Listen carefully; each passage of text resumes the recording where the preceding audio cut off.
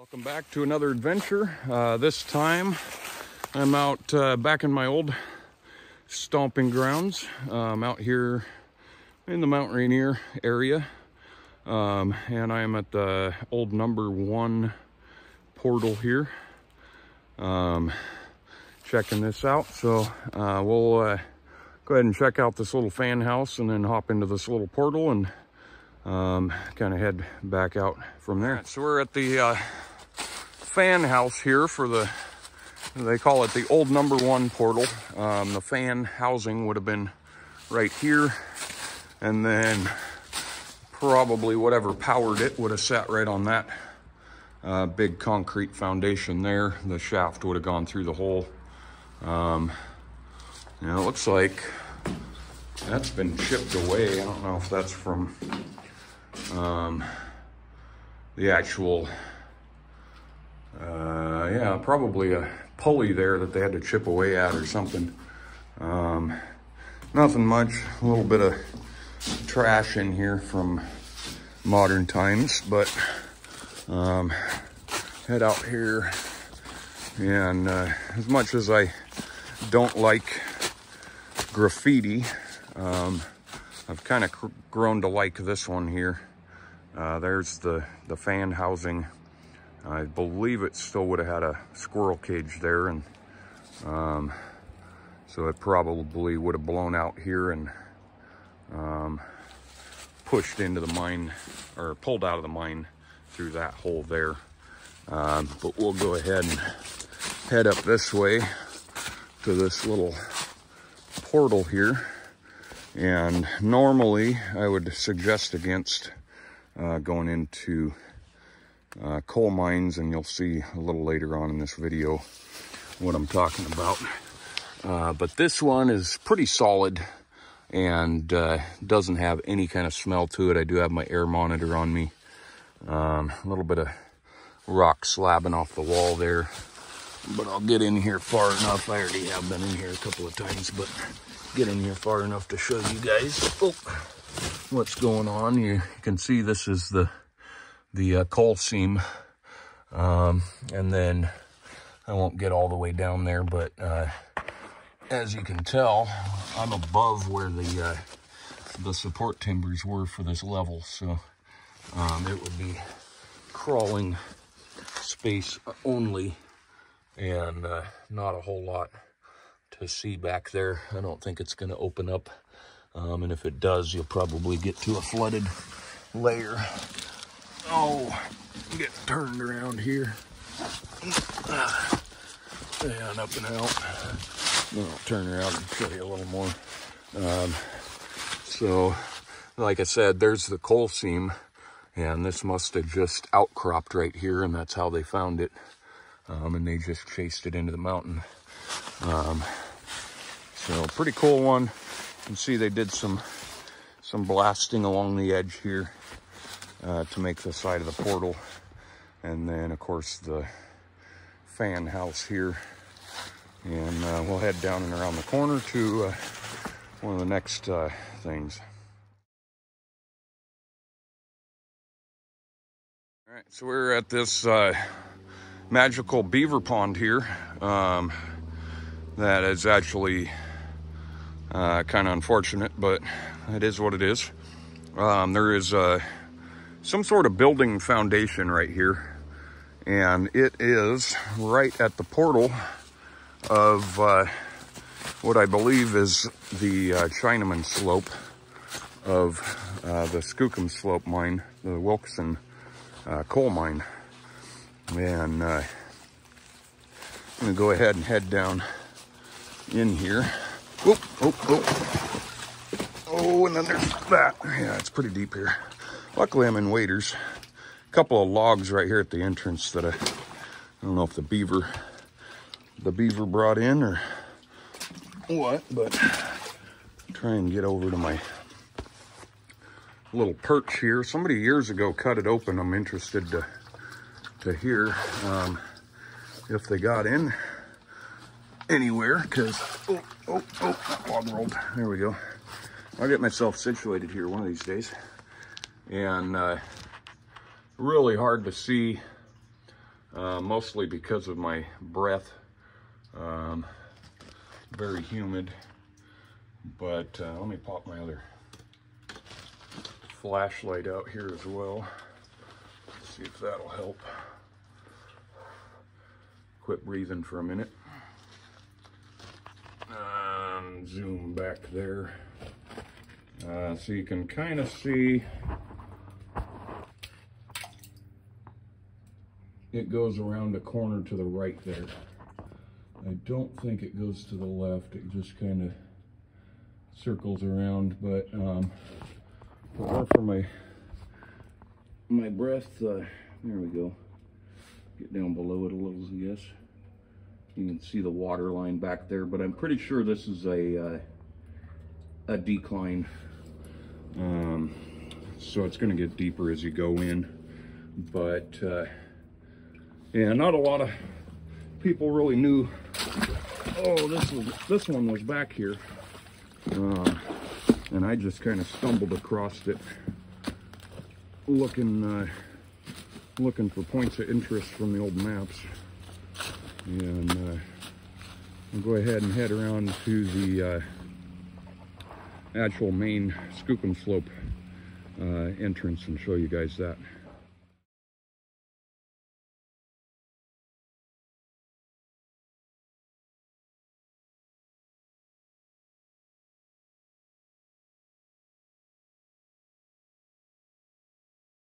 Okay, so we're right around the corner. Here's some piers.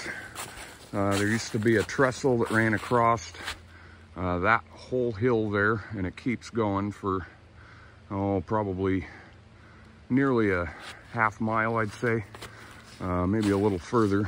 All came from the Skookum Slope. I believe that was when it was reopened in 1942. I may be wrong on that, but if my memory serves me, this thing, I'll tell you right now, you don't want to search this thing out. Really overpowering sulfur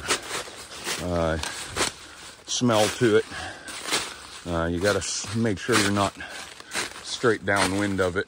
And I do have an air monitor right on the outside of my coat here, to be this close to it. Luckily it's not going off yet, but you can tell it's filled with some pretty nasty slime and stuff. Go ahead and head back out of here now. But yeah, so that was pretty cool that it's still here. And then, of course, the fan house here, right next to it, still has the fan in it. And big concrete structure. Oh, there we go. You can see the fan blades there, the fan shaft, which is pretty big. We'll go into the side room there and show you it. To head up here. So here's that building, the fan house, and then this was the airway for the mine. As you can tell, it's flooded as well, and runs under here, runs out that way. Obviously it was air, not water, when it was in operation, but here's the either intake or exhaust along the top here, and head down around the corner into it. There we go. And show you this is the inside here. You can hear the water running down along the side, but there's the fan shaft. So the big squirrel cage fan is on right there on the other side of that metal plate, and then whatever ran it sat here. You can see in here a little ways. Look at the what's left of the fan in there. and a shot out that way. Pretty cool little structure, and it's nice that it's still out here and not all tagged up. It's unfortunate that the other fan house is, but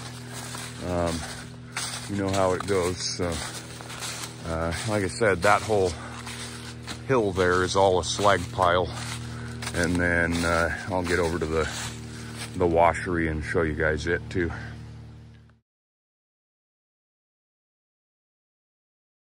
Okay, so we are looking directly across from the Skookum Slope there, and down here on the river you can see one of the bridge abutments out here that would have come across here.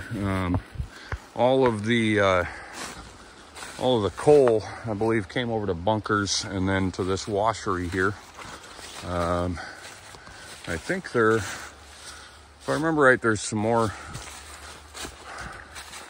just kind of like pier foundations out in this mess here, but there's this big washery building kind of become iconic in the abandoned stuff world, which is unfortunate, but got quite a bit of graffiti on it. But this was the washery for the Wilkeson mine, and I'll come around this side and give you guys a little better view of it. There we go. So the whole center of it is filled with water, actually. If you hop up there, that's just a wall, and this whole cavity is filled with water. And I believe that had something to do with cleaning some of the impurities off the coal so that it didn't have dirt and all that good stuff on it. But it's pretty good, pretty impressive structure here, and worth pointing out. This is all slag.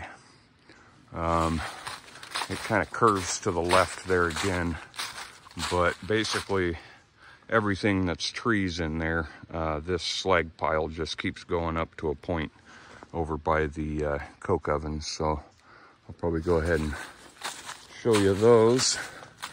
Go ahead and come down here also, because I just realized, yeah, there we go. So here's some more of those foundation blocks. There's a line of them right there covered in moss, and there is a line of them here covered in moss. And then so this is the end of the line for the handcart races. This was actually the railroad coming in and out of town, and they'd come up right by the washery, so that was probably some sort of loading tipple for the rail cars to get loaded up and shipped down the mountain. Now we're gonna head down that way to the coke ovens and kind of finish off the tour here, but you can kind of see all of that hill there is slag, and then I think from about that point there it just starts ramping up. There are what look like telephone poles. They're just big wooden pylons sticking up out of it in spots here and there, because there was a trestle that they'd load the cars up there and dump them off the mountain. I'm gonna head back out to the car and drive down to the coke ovens and show you guys those. All right, so I am at the Wilkeson coke oven park here, and it's got some pretty cool pictures of when they were in operation. I know there was quite a few of them here. This is how they were loaded up. Just for future reference, the cart would run along the top and dump into the holes there. But these ones are probably the most complete of all the ones up here in the canyon. A lot of the towns, most of the towns up here had their own set. Crocker and Fairfax. Melmont was, I think, one of the only ones that didn't. But you can see the hole there that they were talking about. I'll find a little bit better one here and then hop up there and show you the inside of it. Oh, here. And unfortunately make a good shelter for people to hang out to. So, but yeah, looking at the walls, I don't think these ones were used very much comparatively. And that hole there is where that steam would have been coming up out of. So just a cool old relic of time forgotten, you know. These ones, like I said, are probably the best preserved. There used to be quite a few more that kind of wrapped around the corner, as you saw in that one photo. And then I believe there was some over on this side and some further down back in the older days. And then they also have the handcart races out here every year. This is all maintained by volunteers, so pretty cool. If you come out here to check them out, respect the area and leave it how you found it. And we'll see you on the next one.